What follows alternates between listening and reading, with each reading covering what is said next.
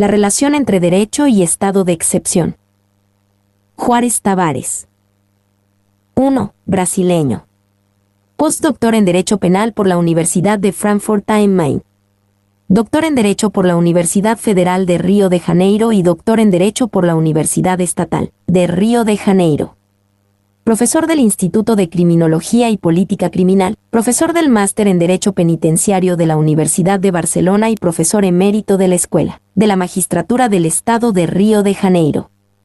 Exmiembro de las comisiones para la reforma de la legislación penal brasileña. La discusión sobre la relación entre derecho y estado de excepción en América Latina, como manifestación de la llamada guerra jurídica, lawfare, depende de algunos elementos: a. de la noción de soberanía, b. del concepto de estado de excepción, c. de la criminalización de la política, d. del contexto fáctico y político de las relaciones sociales, e. de la relación entre democracia y autoritarismo en el ámbito del Estado de Derecho. 1. La noción de soberanía. Cuando se enfrenta la noción de soberanía se puede, desde luego, comprender dos modelos conceptuales. Un modelo normativo, que deviene de la construcción del Estado nacional y que ampara la concepción positivista de Estado y de poder, y un concepto crítico que abandona la simple relación normativa entre Estado y consecución de objetivos públicos y busca demostrar cómo se desarrollan las reales relaciones de poder en determinados contextos. La noción clásica de soberanía, desde Jan Bodin, está anclada en la noción de autonomía, con la cual, jurídica y fácticamente, se concede al Estado, dentro de un determinado territorio, el poder absoluto de dictar el derecho 112. Incluso Kelsen ha señalado que el orden jurídico estatal no conoce y no reconoce otro poder soberano o un ordenamiento superior a ellos 113. Este concepto de soberanía, en su propia evolución, va a encarnar también los idearios políticos, centrados en el poder de reconocimiento e integración de las personas a los objetivos del Estado. Entonces, la soberanía, además de dictar el derecho dentro de un territorio, sirve a otros fines. Ya Heger establecía como elementos esenciales de la soberanía a aquellos que persiguen el fin de ordenar, de modo exclusivo, todo el territorio y también de alcanzar en ello una unidad social 114. La soberanía se impone no solo como poder jurídico, sino también como poder fáctico sobre las personas.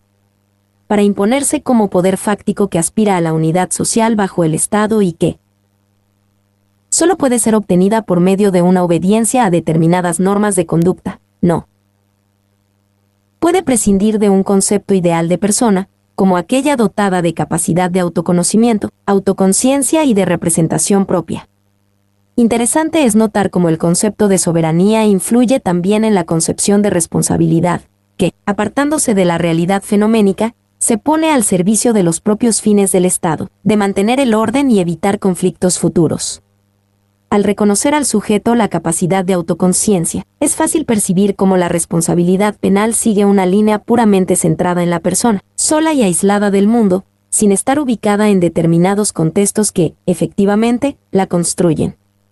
La noción clásica de soberanía, como poder de imponer normas que deben ser aceptadas por el pueblo, concebido como una integración de personas libres e iguales, está anclada también en la noción de razón o de racionalización.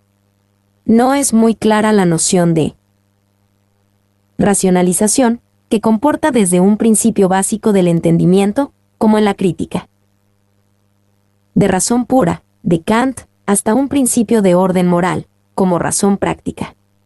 Mirando al famoso diccionario de filosofía editado por Felix Miner, se puede ver que el concepto de racionalización es multifacético, conforme el enfoque que se le pueda dar para ajustarse a determinados fines. Se podría entonces decir que el concepto de racionalización tiene 4 acepciones. La primera, sobre la reducción de una descripción de la realidad a algunos principios del conocimiento, que corresponde al ideario positivista. La segunda, que deviene de las reglas de la producción industrial, está vinculada a los procedimientos organizacionales y tecnológicos de Taylor y se refiere a la manifestación finalista del proceso de trabajo en el sentido del aumento de la producción y de la disminución de costos, por medio de la mejoría técnica y de la intensidad de su empleo. La tercera, elaborada por la psicología, busca la justificación o la explicación de una actividad, de un sentimiento o de un pensamiento, proveniente de coacciones preexistentes o de necesidades internas, que, por censura, no son confesados por el sujeto. La cuarta, derivada de la sociología de Max Weber, expresada en su célebre Wirtschaft und Gesellschaft, en 1922, se relaciona con los principios de una acción estratégica en la moderna sociedad capitalista 115. A esas 4 acepciones, allí consignadas en el famoso diccionario, se puede agregar una quinta forma de racionalización, la discursiva, como aquella desarrollada por Habermas. En su teoría de la acción comunicativa, Habermas busca distinguir entre la racionalidad de una acción estratégica, que es usada por la persona para alcanzar sus propios fines, y la racionalidad del proceso de comunicación, que, sin estar acoplada a los fines, que representarían el enlace de un proceso de costo, acción y beneficio, resultado, se centra en el reconocimiento de la autonomía del actuar frente al entendimiento mutuo con los otros. Para Habermas, el uso comunicativo de expresiones lingüísticas, no el lenguaje por sí mismo, constituye el fundamento de una racionalidad sustancial. 116. Lo que se puede concluir de todas las formas de racionalización que buscan abarcar la noción clásica de soberanía es que las personas, en todas concepciones, no existen como personas reales, con sus defectos, sus sentimientos, sus sufrimientos, sus deseos justos o injustos, sus intereses de supervivencia o, incluso, de dominio sobre los otros. Esos datos ya pueden demostrar la insuficiencia de ese concepto para fundar una posición crítica de la realidad y del poder. Por lo tanto, una racionalización del concepto de soberanía no puede desvincularse del concepto de persona deliberativa, en contraste con el concepto de persona ideal. Eso implica la necesidad de establecer una noción crítica de soberanía. Sin embargo, una noción crítica de soberanía supone a. Que el Estado no puede existir sin las personas, b. Que las personas son reales y no entidades ficcionistas o simbólicas, c. Que el Estado no ejerce el poder soberano sin la participación de las fuerzas económicas y políticas dominantes, d. Que el concepto de soberanía es instrumental para el ejercicio del poder, e. Que la soberanía en la posmodernidad está vinculada al poder de vida y de muerte. Una de las postulaciones de la democracia contemporánea es buscar un concepto de reconocimiento, que pueda legitimar el poder, no solo como poder soberano, sino como poder vinculado al desarrollo. Eso se puede ver en los cambios del poder territorial producidos por los pactos internacionales, que garantizan la autodeterminación de los pueblos, su independencia y desenvolvimiento propio, con lo que se quiere impedir a las guerras expropiatorias y de conquista. También los pactos internacionales, como la Convención Americana de Derechos Humanos y otros, mandan observar la protección de las personas, conforme sus diversidades. Frente a eso, ya no se puede admitir que el ejercicio del poder soberano no dependa de las personas y de su protección. Por otra parte, a medida que los pactos internacionales se destinan a la protección de las personas en su diversidad, ya se puede ver que esas personas no son entidades simbólicas, no tampoco subsistemas de un sistema global, sino personas reales. Son esas personas reales que legitiman el poder del Estado, que ejercen su derecho al voto en las elecciones, quienes deben ser beneficiarias por toda política de desarrollo. Aunque los pactos internacionales busquen la protección de las personas, no son capaces de impedir que el Estado detente siempre otra forma de poder soberano, que es la incorporación en sus fines y en sus actividades de los intereses económicos y políticos de las fuerzas dominantes en su territorio e incluso desde afuera de ese territorio. Si los fines del Estado se mezclan con los intereses de las grandes corporaciones, como es el caso de América Latina, ya no se puede hablar de un poder soberano puramente jurídico y tampoco de un poder soberano por las personas. Como explica Zaffaroni, el tardo colonialismo procura condicionar psicológicamente, introducir colonialidad, a las personas para alienar a la sociedad colonizada mediante racionalizaciones y neutralizaciones de valores, conforme a un programa de subjetivaciones que degeneren todos los roles propios de una sociedad democrática plural. 117. Ello se vuelve cada vez más nítido con las reformas laborales en diversos países, con la quiebra de derechos ya adquiridos, con la eliminación de condiciones dignas de seguridad social y de jubilación, la higienización de las ciudades, por medio de la expulsión de los pobres de sus viviendas para ceder paso a la construcción de residencias de lujo, o al incremento de la industria de turismo o de otras políticas, con las incursiones policiales diarias en barrios pobres de modo a garantizar un sentimiento de seguridad pública simbólica, con las propuestas de eliminar las reservas indígenas y las comunidades quilombolas para garantizar el agronegocio y el uso de sus tierras para la explotación de minerales. Esas políticas son ejercitadas sin que los organismos internacionales sean capaces de impedirlas, porque sus actos no pueden superar el ejercicio de la soberanía, aunque eso implique la destrucción de la política internacional de protección de derechos humanos. Así se puede decir que el concepto clásico de soberanía sigue su vida en la posmodernidad, como razón instrumental a sedimentar en el Estado los intereses de los conglomerados multinacionales. El ideario del iluminismo, de una vida libre, igualitaria y fraterna, desaparece completamente y se vuelve a restaurar la estructura feudal de castas, ahora camuflada por detrás de las grandes empresas transnacionales. El dominio del aparato del Estado por los grandes conglomerados no es una afirmación simplemente argumentativa, sino una constatación real. Sin la pretensión de examinar todas las relaciones económicas de nuestra sociedad, para sedimentar nuestra afirmación podemos apenas indicar que la ganancia líquida de los 5 bancos más grandes, de Brasil, por ejemplo, tuvo en los 4 trimestres de 2015 a 2017 un aumento de cerca de 17% por trimestre, estimando la suma solo en 2018 aproximada de 20,5 mil millones de reales, o sea, de 5,42 mil millones de dólares.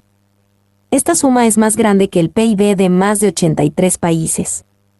Hay que agregar que, según las normas de la Convención de la Organización para la Cooperación y Desarrollo Económico, OCDE, que se imponen a los países suscriptores, los conglomerados multinacionales pueden remitir libremente sus ingresos o ganancias para sus matrices, sin que sean obligados a pagar en el país en que actúan los impuestos sobre esos ingresos. Es interesante notar cómo se puede burlar el cobro de impuestos por una simple maniobra argumentativa. Dice, por ejemplo, la impositiva federal en Brasil que sí, por un lado, la ganancia es tributable, lo mismo no ocurre con los ingresos. Una vez que se trate de ingresos y no de ganancia, los conglomerados tienen el derecho de remitir el dinero a sus matrices, como forma de repartición.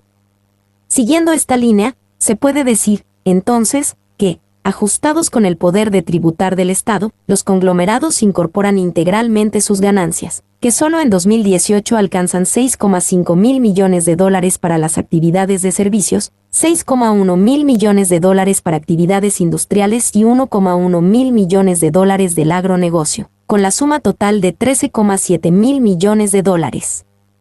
Haciendo una suma simple de la ganancia de los bancos y de los conglomerados en 2018 tenemos una ganancia líquida de 19,42 mil millones de dólares. Esas relaciones entre el poder económico y financiero y el poder soberano de los estados no informan, empero, cómo es la relación real entre el poder soberano y la población. Cuando el poder del Estado soberano es relacionado a su ejercicio en la realidad, ya no es posible comprenderlo como simple manifestación de autonomía, incluso para construir el orden jurídico. La realidad muestra otro rostro de la soberanía, un rostro marcado por la imposición de sufrimientos y muerte. De ahí que se llegue a afirmar que la soberanía tiene como característica el poder de violar prohibiciones. 118. La violación de prohibiciones implica también la violación de los criterios de racionalización, que dejan de ser instrumentos de limitación del poder. El poder no es neutro, es un poder comprometido con intereses, que no son los de la población. Si el poder fáctico no dispone de límites, tampoco sigue criterios de racionalización. Aquí, podemos concordar con Membe en que el proyecto de la soberanía no es la lucha por la autonomía, sino la instrumentalización generalizada de la existencia humana y la destrucción de los cuerpos humanos y de la población. 119. Entonces, se puede decir que la soberanía, desde este enfoque, es el poder de decidir sobre la vida y la muerte de las personas.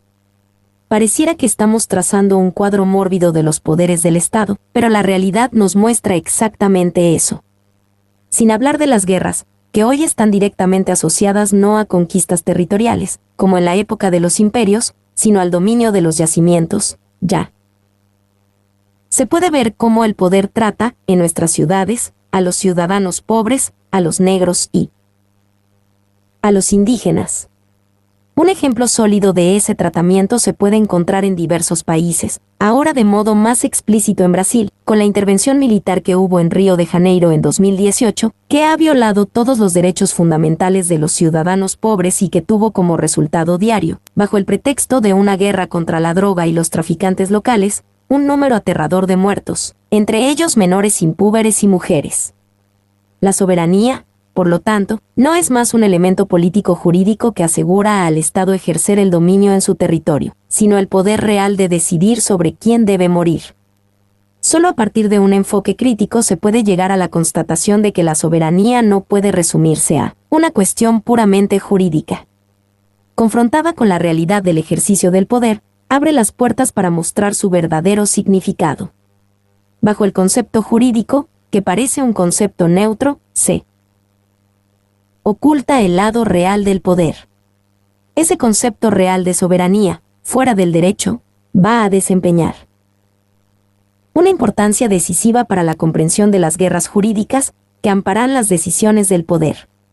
La comprensión de las guerras jurídicas empieza, empero, con el concepto de estado de excepción que está formalmente previsto en nuestras constituciones, y que también se extiende a normas completas de la legislación común, formando, por lo tanto, un sistema propio. 2. El concepto de estado de excepción. La soberanía, como poder de decisión sobre la vida y la muerte, no puede estar alejada de otros mecanismos del Estado que, jurídicamente, también sirven a sus objetivos. Esos mecanismos no son de liberación, sino mecanismos de una razón instrumental, que busca legitimar las actividades del Estado cuando importe una agresión directa a derechos fundamentales. Esos mecanismos son incluidos en las constituciones como instrumentos de derogación o de suspensión del Estado, de derecho, en las formas de estado de sitio, estado de emergencia, estado de defensa y estado de excepción. Cada uno de ellos tiene una formulación y características propias, que dependen de la regla establecida en el texto constitucional. No importa aquí, empero, proceder a la distinción de cada uno de esos tres instrumentos jurídicos. Podemos abarcarlos todos ellos bajo el concepto común de estado de excepción. De verdad, el estado de excepción congrega la esencia de todos esos instrumentos. Los juristas de la modernidad, en general, asignan al Estado una doble función, de protección de los ciudadanos y de una autolimitación de sus poderes. Esa doble función corresponde a los elementos esenciales del llamado Estado de Derecho. Por lo tanto, la estructura del Estado se basa en una condición fáctica de existencia de un grupo político que domina el poder, de un cuerpo burocrático que lo ejercita en los límites establecidos por el derecho en un determinado territorio, y también de un acuerdo político que obliga a la autolimitación y a la satisfacción de sus tareas. Para que eso vuelva posible es necesario no solo la coexistencia de poderes políticos y jurídicos, sino también la creencia de que esa estructura así organizada esté al servicio de todos. Haciendo un análisis de poder, Max Weber ya afirmaba que éste no podía subsistir sin el reconocimiento de su legitimidad por parte de los ciudadanos, que tenían como condición de su aceptación la propia creencia de que el Estado los debía proteger. La creencia no nace, empero, de simple estructura jurídica, sino más precisamente del ejercicio burocrático del poder, como elemento neutro e imparcial. La neutralidad constituye el símbolo más elocuente de un poder que oculta su estructura real. La neutralidad es el elemento clave para la obtención de obediencia. Así lo dice Weber, la docilidad, Folgsamkeit, frente a la imposición de órdenes a una o más personas supone la creencia, en algún sentido, en un poder legítimo de dominación de los opositores, a medida que no sean decisivos el simple miedo o motivos racionalmente orientados, sino representaciones de legalidad que deben ser tratadas separadamente. 120. En complemento, afirma Weber, normalmente la docilidad frente a órdenes está condicionada, además, por condiciones de intereses de todos los matices, por una mezcla de tradición vinculante y representación de legalidad, a medida que no se trate de estatutos enteramente nuevos. En muchos casos, la acción dócil no es, naturalmente, consciente, sea por fuerza de la costumbre, de convención o del derecho. 121. El derecho, por lo tanto, sirve no solo a la estructuración del Estado, sino también para la cooptación del pueblo.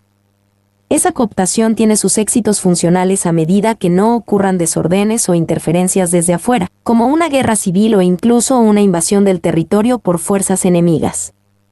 Para esos casos sirve, normalmente, el estado de excepción, que, suspendiendo o restringiendo derechos, transforma el aparato burocrático en aparato de guerra. El estado de excepción no es solo una expresión de una norma interna, también se encuentra previsto en las convenciones internacionales. Así es que el Convenio Europeo para la Protección de los Derechos del Hombre y de las Libertades Fundamentales establece en su artículo 15.1 que, en caso de guerra o de otro peligro público que amenace la vida de la nación, cualquier alta parte contratante podrá tomar medidas que deroguen las obligaciones previstas en el presente convenio en la estricta medida en que lo exija la situación, y a condición de que tales medidas no estén en contradicción con las restantes obligaciones que dimanan del derecho internacional. Lo mismo ocurre con la Convención Americana de Derechos Humanos, que también prevé en su art. 27 la suspensión de garantías, en caso de guerra, de peligro público o de otra emergencia que amenace la independencia o seguridad del Estado parte. Este podrá adoptar disposiciones que, en la medida y por el tiempo estrictamente limitados a las exigencias de la situación, suspendan las obligaciones contraídas en virtud de esta convención, siempre que tales disposiciones no sean incompatibles con las demás obligaciones que les impone el derecho internacional y no entrañen discriminación alguna fundada en motivos de raza, color, sexo, idioma, religión u origen social. La previsión del estado de excepción en los convenios de derechos humanos implica considerar al Estado como una entidad, cuyo mantenimiento es más importante que las personas, lo que contradice el propio concepto de derechos humanos, como derechos que tienen como objetivo esencial la protección de la persona y de sus derechos frente a la intervención del Estado. Además, la Convención Americana de Derechos Humanos no ha delimitado el estado de excepción a situaciones de guerra, sino también lo ha extendido a emergencias que amenacen a la seguridad del Estado parte, es decir, crea las bases también para la construcción de una teoría de la seguridad nacional, tal como ocurrió en nuestros países por décadas desde 1960 hasta 1990. El estado de excepción, por otra parte, no siempre se establece según esos criterios de existencia de guerra, de peligro público o de emergencia que amenace a la independencia o a la seguridad nacional. Facilitados por un poder judicial dependiente y compuesto por personas que no corresponden al significado o a la esencia de la población, en resumen, por una élite dirigente, los estados vienen ejercitando otra forma de excepción, por medio de intervenciones parciales de las fuerzas armadas sobre los guetos, las favelas, las villas miseria. Ese modo de intervención transforma el propio concepto de estado de excepción, que, de estado transitorio, concebido para confrontar situaciones de emergencia, se cualifica como un estado de sitio permanente, sin observar incluso las limitaciones constitucionales o del derecho internacional. Con ese estado de sitio permanente, como forma habitual del estado de excepción sin decreto que lo instituya, se suspenden todos los límites impuestos por el artículo 27, 2 y 3 de la Convención Americana de Derechos Humanos, que manda preservar los derechos a la vida, a la integridad corporal y al reconocimiento como personas, los derechos de los niños, además la obligación de informar sobre los motivos de la suspensión de derechos y de su duración.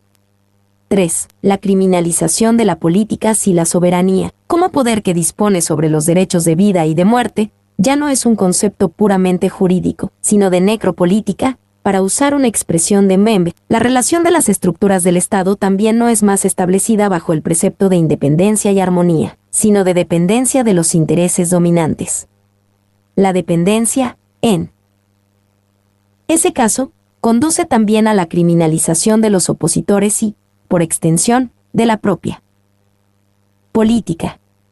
La criminalización de la política, como forma de eliminar el opositor, depende de algunas condiciones: a. De un aparato judicial que sea confiable al poder dominante; b. De normas jurídicas que faciliten la incriminación de meros comportamientos; c. De un aparato bélico que pueda estar siempre a la disposición del poder dominante para controlar la jurisdicción; d. de medios de comunicación masiva que ejercen el opositor, como persona hostil, de otros medios de expresión de sentimientos que puedan ser manipulados. A. El aparato judicial. Un aparato judicial confiable está vinculado a una estructura que pueda delimitar de modo arbitrario sus integrantes. Esa delimitación sigue un camino, desde el ingreso de los candidatos seleccionados hasta los cursos que deben frecuentar, pasando también por los condicionantes ideológicos que intervienen en las promociones, designaciones honorarias y prestigio institucional. El ingreso en el Poder Judicial, aunque por concurso público, no caracteriza al juez como persona comprometida con la defensa de derechos fundamentales y con la Constitución.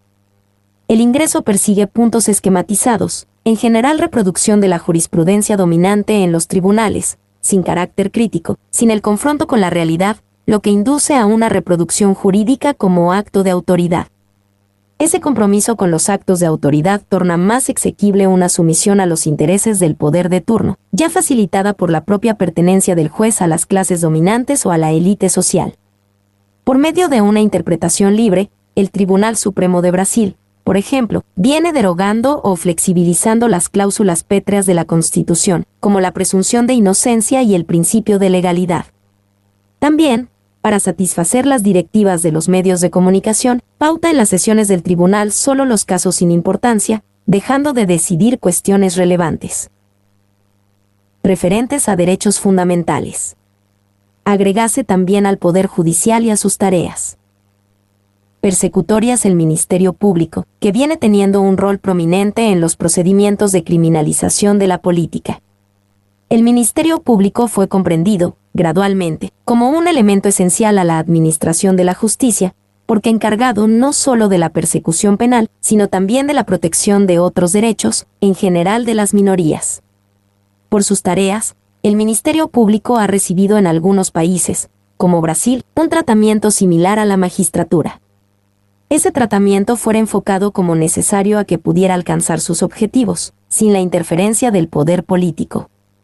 Aunque los propósitos fueran ideas republicanas, lo que se tiene constatado en la práctica es una distorsión de la finalidad, por la cual el Ministerio Público, lleno de poder y sin cualquier forma de responsabilidad, pasa a reemplazar tareas propias del poder político, no solo por medio de una amplia criminalización, sino de prescripción de actividades a los órganos estatales, actividades estas que son, originariamente, de exclusiva competencia del poder político.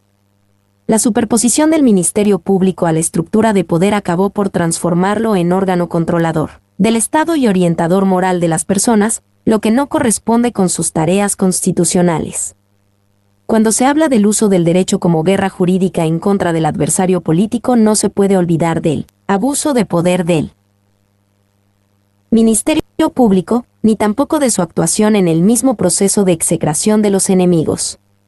Tal como ocurre con la magistratura, la forma de ingreso en el Ministerio Público, aunque que sea por concurso público, no transforma a sus miembros en defensores del Estado de Derecho y de la democracia, incluso por su pertenencia, en general, a las élites del poder dominante. B. Las normas jurídicas, las normas penales tienen siempre un contenido prescriptivo, que se destina no solo a prohibir o a mandar una conducta, sino también a servir de factor de orientación para sus destinatarios.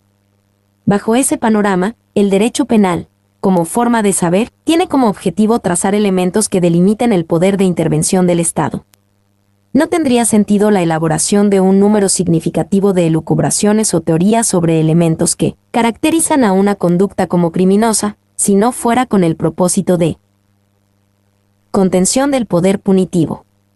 El Estado de Derecho, por eso, debe ser visto, antes que nada, bajo el enfoque de protección de las personas en su relación con el propio poder y no como una institución por sí misma. Con eso se posibilita un equilibrio en las relaciones entre las personas, entre persona y sociedad, y entre persona y poder.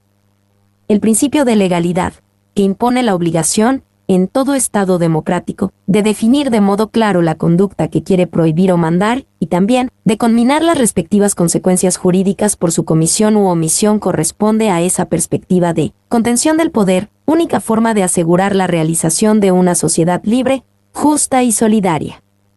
Bajo esas condiciones, deben ser considerados dos principios básicos de convivencia: la confianza y la autorresponsabilidad. Por el primero, a medida que el Estado se amolde a los límites trazados legalmente para su intervención, se asegura a la persona la certeza de que vive bajo un régimen democrático, disciplinado por normas para cuya vigencia haya dado o podido dar su consentimiento y, por eso, libre para ejercer cualquier actividad dentro de aquellos límites normativos. Por el segundo, se eleva a la persona a la condición de poder trazar su propio destino de vida, de formular ideas y exponerlas, de manifestar su concordancia o inconformismo, de poder elegir libremente sus representantes o delegados junto al poder. Si el Estado actúa de forma desregulada o de modo paternalista, viola el pacto de confianza y degrada a la persona humana a la condición de simples objeto de sus intereses, que serán los intereses de los grupos hegemónicos que lo dominan. Cuando eso ocurre, no se está viviendo en un Estado democrático, sino en un estado de excepción, aunque en las respectivas constituciones permanezcan la terminología, los conceptos y los enunciados democráticos.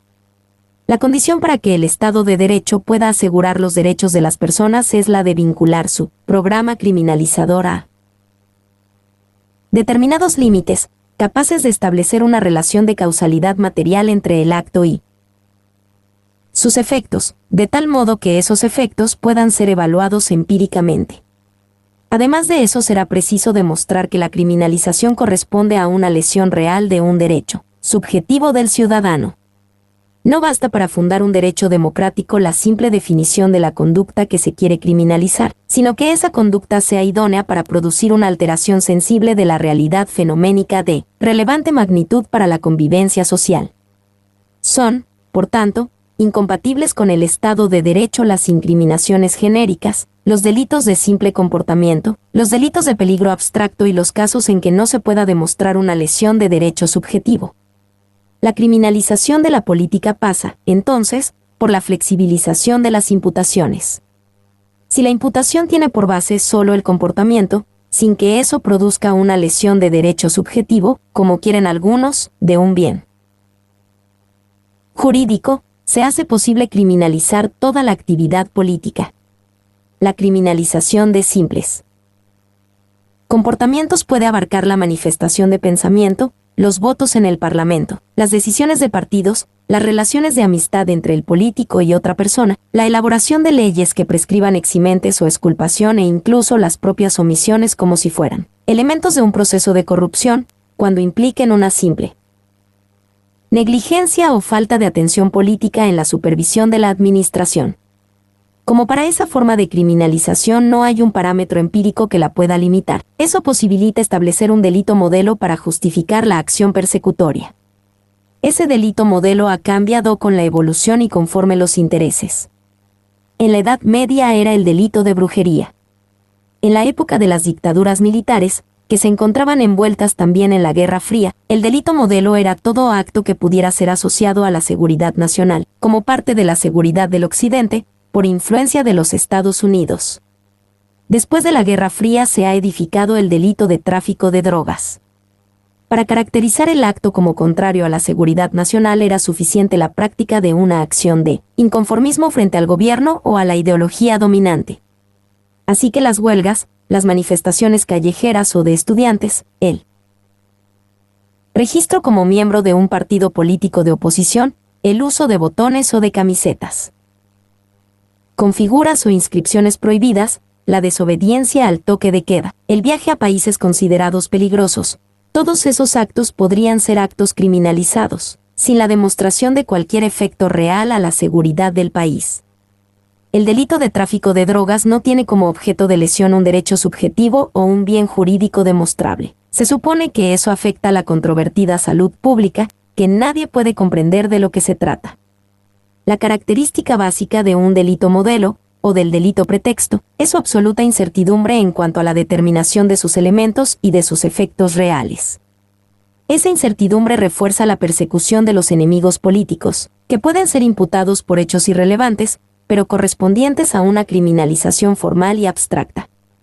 Justo esa característica es relevante para explicar el traslado del delito modelo de hostilidad a la seguridad nacional al delito modelo de corrupción. como el delito de corrupción no produce un efecto inmediato en la realidad, sino que solo depende de una relación funcional, fácil es comprender cómo ese delito puede servir de pretexto para todas las intervenciones penales. En el sentido clásico, el delito de corrupción es un delito de contraprestación. El funcionario recibe la ventaja y por eso realiza un acto funcional en beneficio del corruptor. Entonces, en la corrupción siempre se ha establecido la necesidad de una contraprestación del funcionario a la ventaja que recibe. Esa visión clásica y correcta del tipo del delito de corrupción no sirve, empero, a los propósitos de la llamada sociedad del espectáculo, que son los de sostener una persecución eficaz al enemigo político sin mayores condiciones. Para que la persecución pueda ser eficiente será necesario, como se está haciendo para criminalizar la política, cambiar la estructura del delito corrupción, desechando el acto funcional.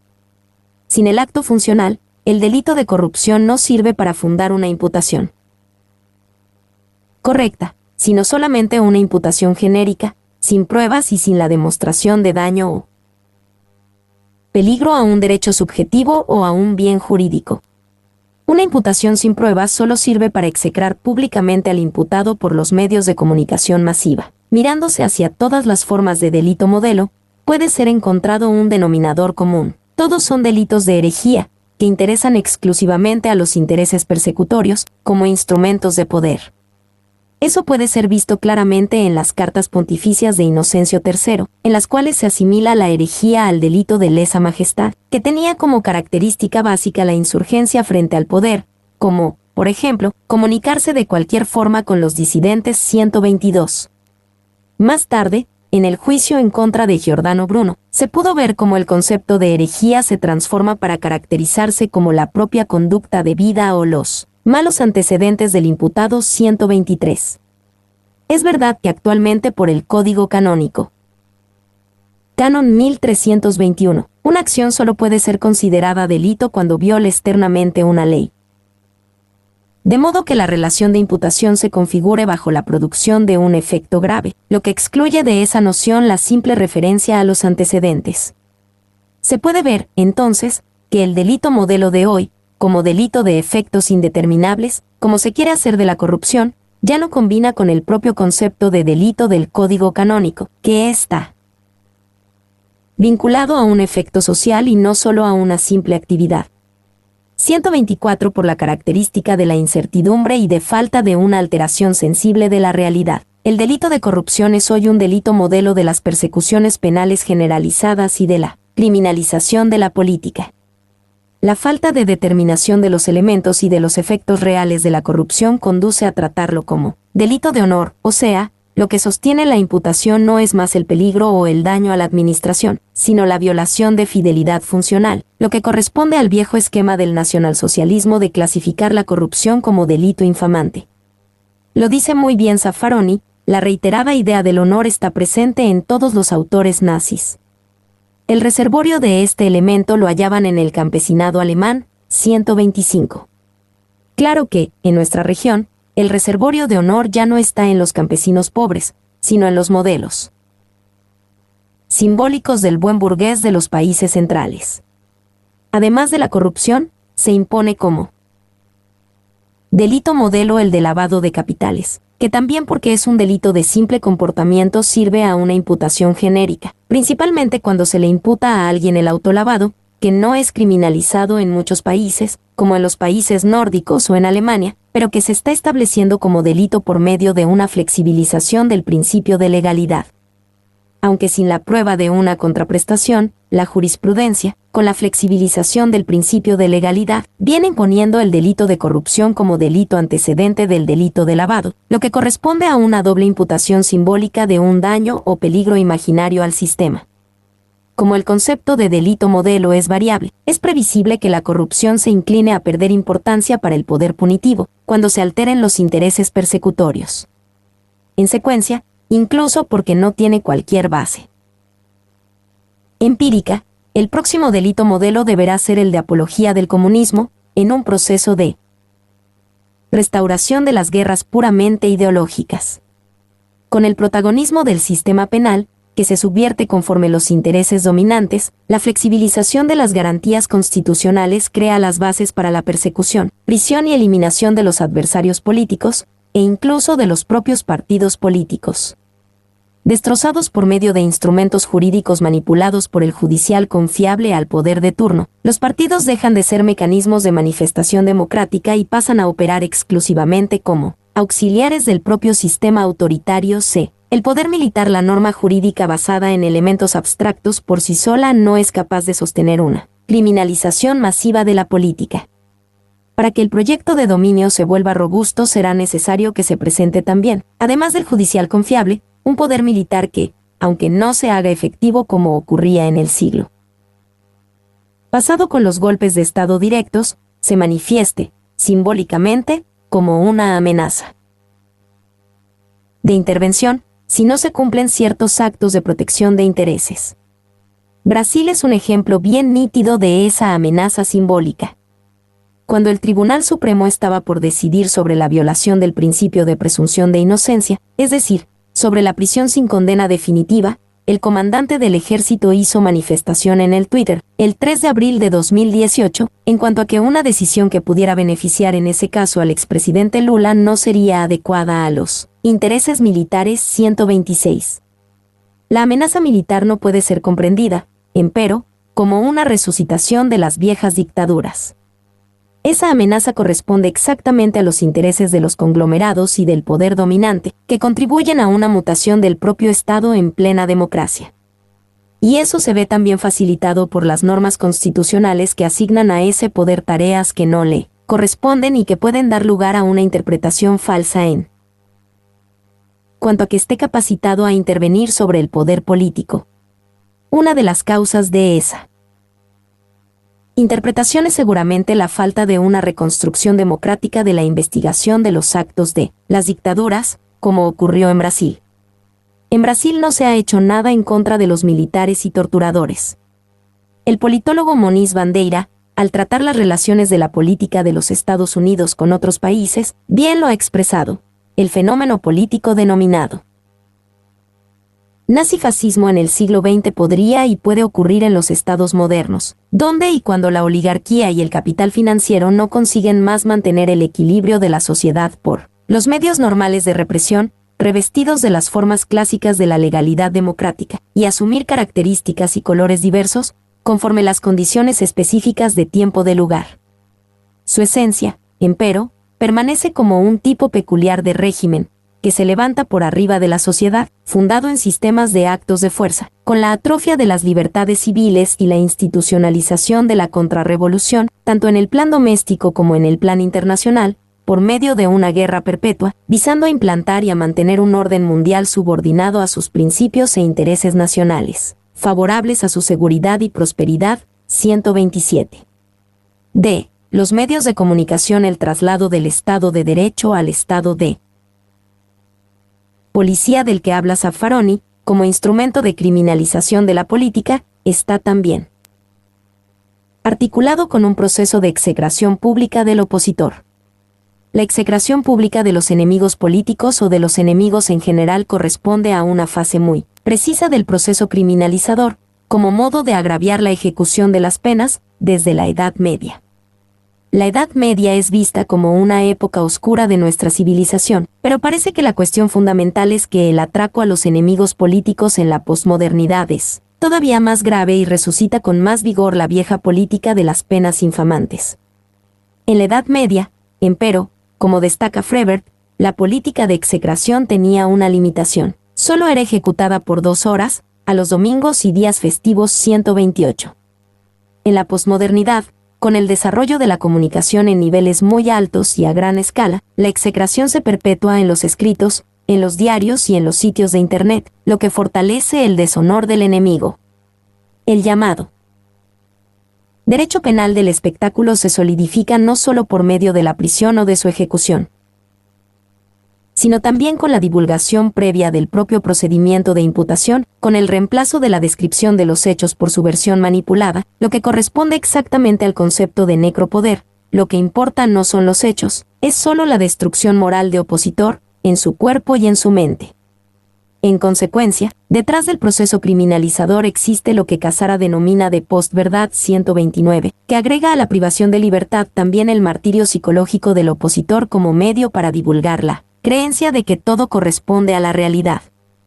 Esa forma de deshonor no es una tarea exclusiva de los medios, no se limita a la divulgación de los procedimientos, sino que se extiende también a los propios órganos de persecución, con las manifestaciones y entrevistas impropias del Ministerio Público y de los magistrados sobre hechos que están bajo su jurisdicción, con la escandalosa incursión de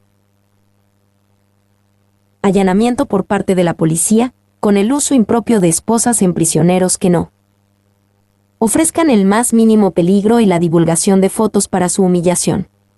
Todo eso congrega un proceso de totalización de la deshonra, que se agrega al proceso de criminalización como su elemento destacado. Eso se vuelve todavía más grave cuando los medios de comunicación son dominados por monopolios, que poseen no solo las estaciones de televisión y de radiodifusión, sino también periódicos, revistas y hebdomadarios. Internet y otros medios, y Frebert señala que la execración en la posmodernidad es permanente. Para eso contribuyen también las redes sociales, que trabajan con dos facilitadores: la no necesidad de sujetar sus informes al juicio de refutación o falsabilidad, y el anonimato. Como no necesitan presentar las pruebas de los hechos, lo que allí se afirma pasa como verdad. Como no se identifican los autores, salvo por vía de procedimientos judiciales específicos que no siempre son eficientes para recomponer los hechos, el anonimato facilita la divulgación de noticias e informes falsos, como forma de manipulación masiva de opinión. El anonimato, por otro lado, estimula la expresión de sentimientos de odio, discriminaciones y preconceptos al opositor. Más recientemente lo que se ve son noticias ficticias, fake news, creadas justo como formas de manipulación de opinión en contra del adversario político. La suma de los actos de execración es inestimable porque alcanza a un número indeterminado de personas y no solo a los lectores de periódicos o telespectadores de programas o de noticiario de los medios tradicionales. No es exagerado afirmar que las redes sociales dominan hoy el proceso de deshonra pública. 4.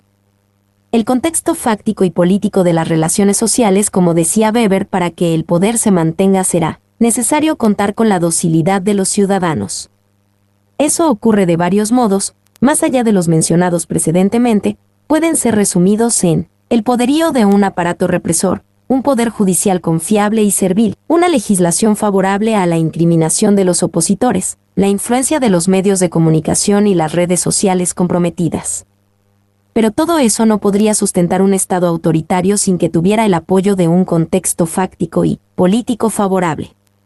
América Latina tiene muchas diversidades, pero tenemos todos un punto común: fuimos colonias imperiales.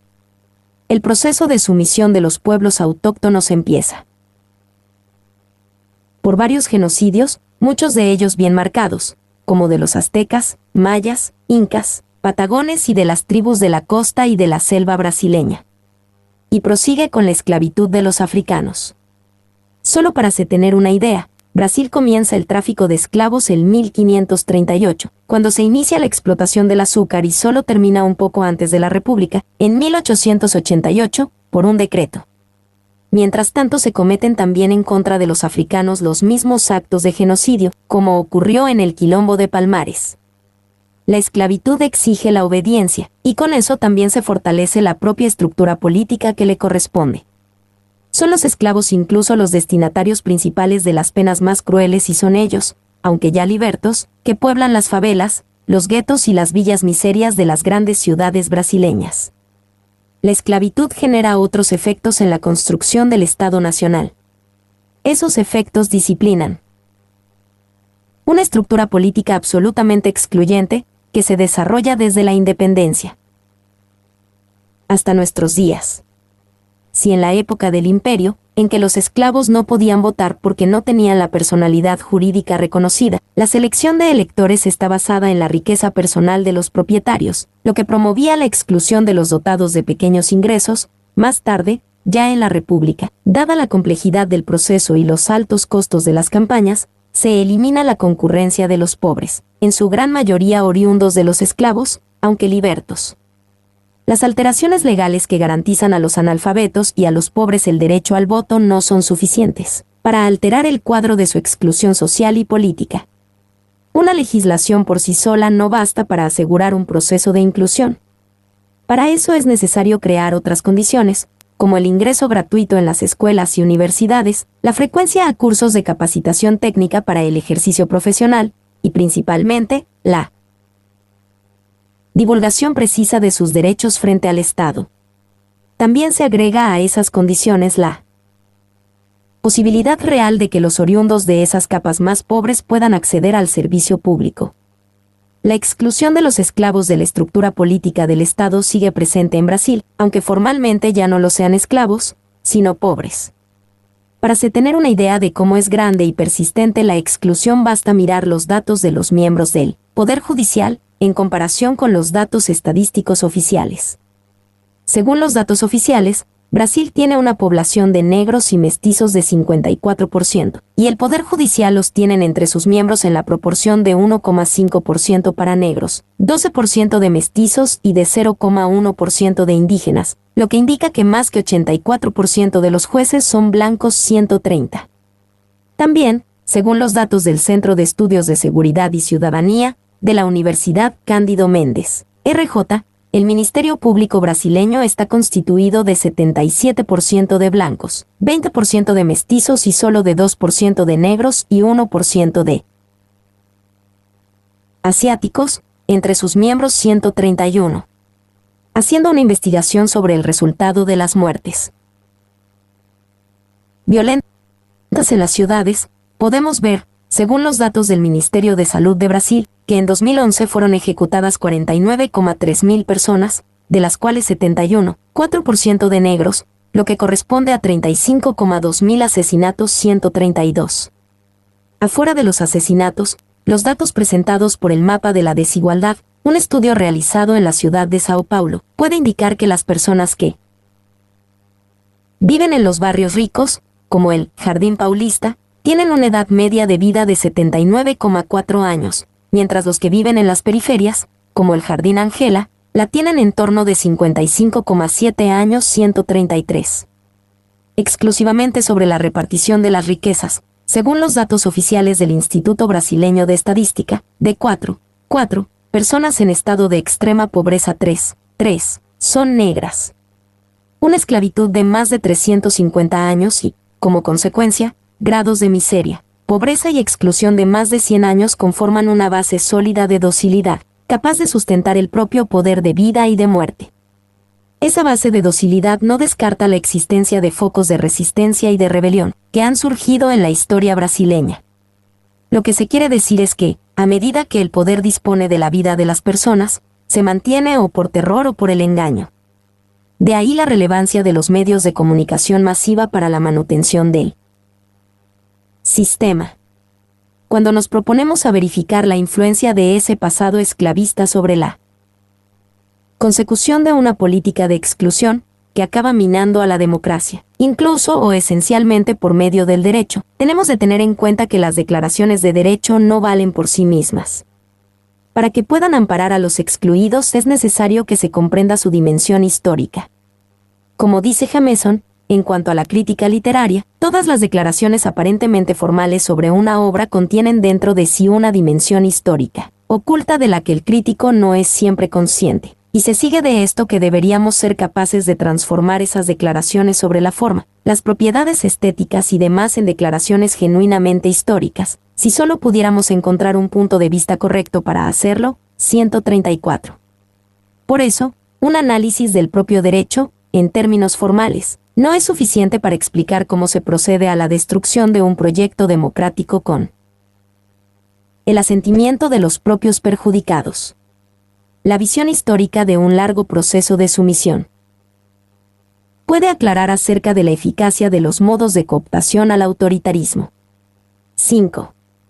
La relación entre democracia y autoritarismo en el ámbito del Estado de Derecho. El concepto de autoritarismo o totalitarismo, como ha señalado Traverso 135, siempre fue reservado a la caracterización de los estados nazifascistas del siglo pasado.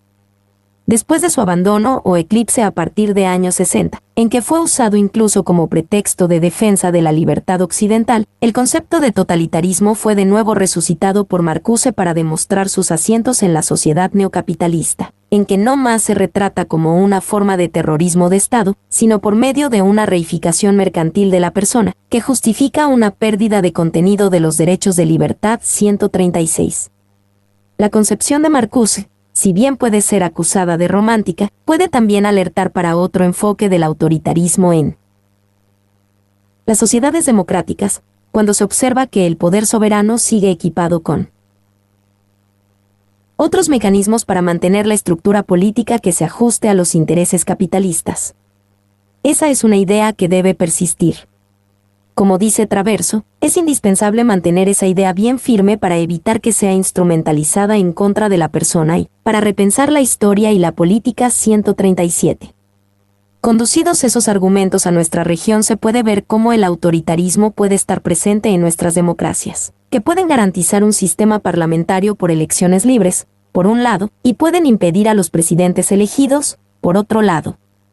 Lo que se llama guerra jurídica, lawfare, está perfectamente definida por Marcuse, cuando señala como muestra del autoritarismo la eliminación del contenido de las normas, que pasan a valer solo como reglas o resoluciones formales.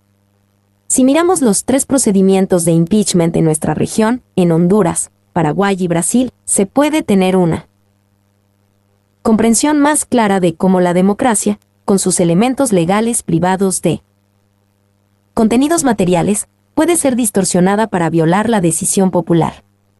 En esos 3 procedimientos, llevados al éxito por el Parlamento y la Corte Suprema, se han atendido, en términos generales, todos los trámites formales que dan base al proceso de impeachment de los mandatarios.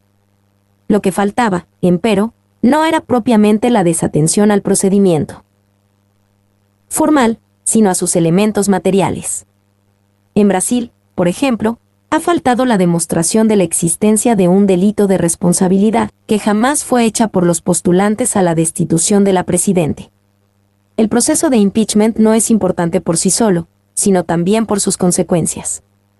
Si el proceso de impeachment se puede autosatisfacer como procedimiento formal, la construcción de un orden jurídico sin contenido material será el elemento jurídico decisivo para, conforme los deseos del poder de turno, destruir la propia democracia. De ahí la explicación de las nuevas formas de estado de excepción como instrumentos de una intervención armada parcial. El carácter autoritario de los regímenes políticos en América Latina no se manifiesta, empero, solo por medio de los procedimientos de impeachment, sino principalmente por medio de actos que destruyen la propia ciudadanía. Es inherente a la ciudadanía el derecho de votar y de ser votado, de elegir sus candidatos y de ser candidato a los cargos políticos. Sin embargo, muchas constituciones e incluso la propia Convención Americana de Derechos Humanos admiten que ese derecho pueda ser suspendido por fuerza de condenas criminales, art. 23, 2. Pero esa regla de la Convención está en contradicción con su propia esencia, porque simplemente impide el ejercicio de un derecho humano fundamental, que es derecho de ciudadanía. El derecho de ciudadanía es condición esencial a la estructura de un régimen democrático y no puede ser suspendido por condenas criminales. El condenado criminal solo pierde uno de sus derechos fundamentales, que es el derecho de libertad, pero no puede perder su derecho de ciudadanía. Si él pierde su derecho de ciudadanía, pierde su propia dignidad y por ende su condición de persona. El Estado democrático no puede eliminar de alguien su condición de persona, no le puede tratar como simples objeto. Por lo menos 2 casos en nuestra región constituyen modelos de suspensión de ciudadanía. El primero fue el procedimiento en contra del expresidente Lula, que lo llevó a la cárcel, y ahí lo mantuvo por 580 días, suficiente para impedir su candidatura a la presidencia. Después, el Tribunal Supremo no solo lo liberó, como también declaró la nulidad absoluta de todos los procedimientos por cuenta de reconocer la absoluta parcialidad e incompetencia del juicio. Afuera de la suspensión de la ciudadanía por efecto de condena criminal, en Chile se ha dado un hecho muy grave. Tan solo por efecto de una acusación del Ministerio Público se ha impedido a Marco Enríquez Ominami de ser candidato a la presidencia de la República. Lo más malo en ese hecho es que el Tribunal Electoral chileno ha mantenido la suspensión de la ciudadanía, aunque la acusación haya sido rechazada por el Tribunal Penal, lo que demuestra la fragilidad de la protección de los derechos humanos en nuestra región. Solo después de muchos recursos, a él obtenido su inscripción como candidato, ya muy tarde para su campaña. La campaña por una percusión de los adversarios políticos alcanza también los objetivos de condenar, sin pruebas, a la expresidenta Cristina Kirchner, en Argentina.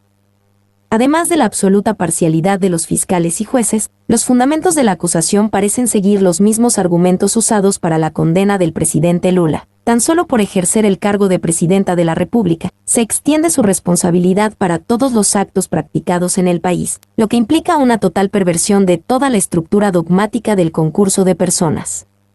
Al revés de lo que manejan los fiscales y jueces, una participación punible en un hecho no puede devenir simplemente de una posición o de un cargo político, como si fuera la extensión de un rol, sino que no prescinden de la efectiva demostración de los elementos de prueba que puedan indicar una relación causal entre la actuación concreta del ejerciente del cargo y el hecho que se le quiere imputar, y también de su intención de participar en la obra común, lo sea, la resolución común para el hecho.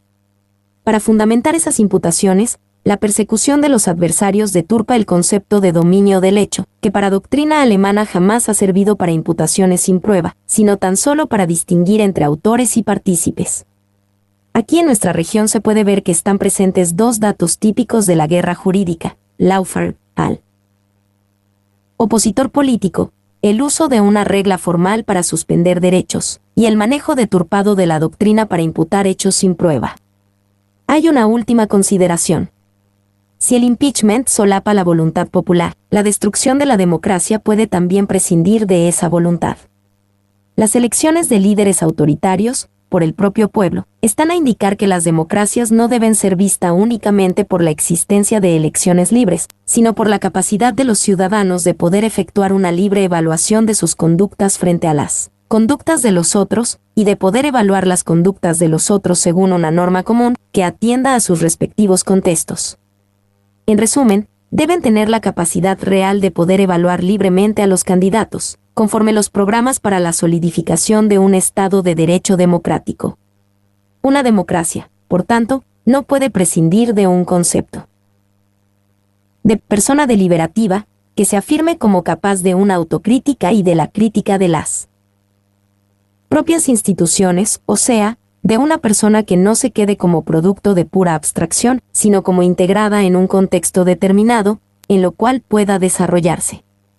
Sin esa capacidad de crítica, las elecciones solo corresponden a la voluntad de la ideología dominante, que es impuesta al pueblo por medio de un proceso masivo de cooptación por la docilidad.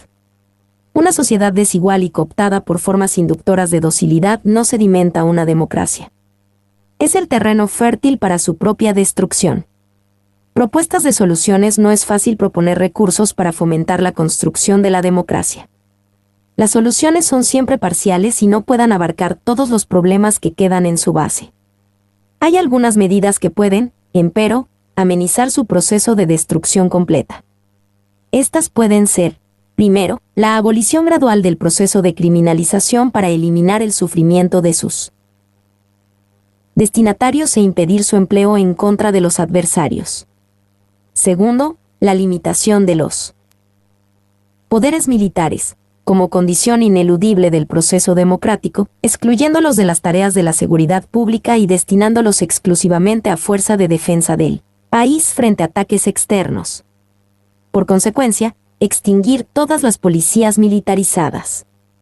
Tercero, la reducción de los poderes del aparato judicial y la reestructuración de las formas de ingreso, por medio de institución de mandatos temporales a la carrera y a los tribunales. Cuarto, la ampliación democrática de los medios de comunicación para el efecto de garantizar una libertad real de la prensa, con los cortes de los monopolios y la previsión de reglas de responsabilidad por noticias falsas, que deben valer también para las redes sociales. Quinto, atendiendo al concepto de persona deliberativa, como condición básica de la democracia, fortalecer la enseñanza pública, gratuita y sin censura, que pueda alcanzar, con calidad, todo el espectro del conocimiento y el dominio de las ciencias, de las artes y de las actividades técnicas. Aunque estas sugerencias puedan mezclarse con un programa de gobierno, son todas ellas condiciones primarias para eliminar el Estado autoritario y para la construcción de la democracia. Son las condiciones necesarias para contener los efectos deletéreos de las guerras jurídicas, debilitar el estado de excepción y orientar el derecho hacia la protección real de las personas. Mi nombre es Demim. Soy tu asistente personal. Mi sitio en internet es demim.es.tl.